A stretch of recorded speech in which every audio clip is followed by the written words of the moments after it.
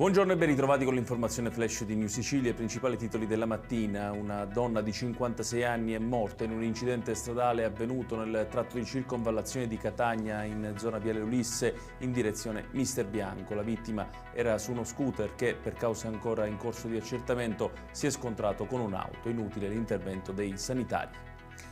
Avrebbe chiesto alla regione siciliana in qualità di residente il rimborso spese del 50% dei biglietti aerei mai comprati, riuscendo a ottenere oltre 86.000 euro. Questa è la truffa messa in atto secondo la Procura di Catania da uno studente di 26 anni denunciato dalla Guardia di Finanza.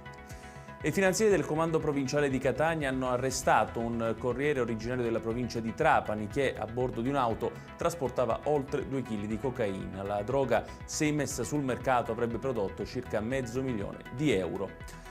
Blitz della finanza a Palermo all'interno di un negozio cinese di vendita di articoli per la casa. La bottega infatti celava al suo interno una vera e propria bisca clandestina dedita al gioco d'azzardo. Il negozio sarebbe stato un punto di riferimento per il gioco illegale per l'intera comunità cinese di Palermo e provincia. Infine, 2 ragazzi di 25 anni sono stati aggrediti da un gruppo di adolescenti la scorsa notte a Palermo nella zona dell'isola pedonale di Via Maqueda.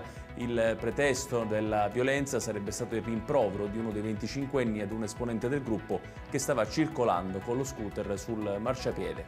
Ed è tutto per questa edizione. Tutti i dettagli su queste notizie li trovate come sempre sul nostro sito www.newsicilia.it. Grazie per averci seguito e buon proseguimento di giornata.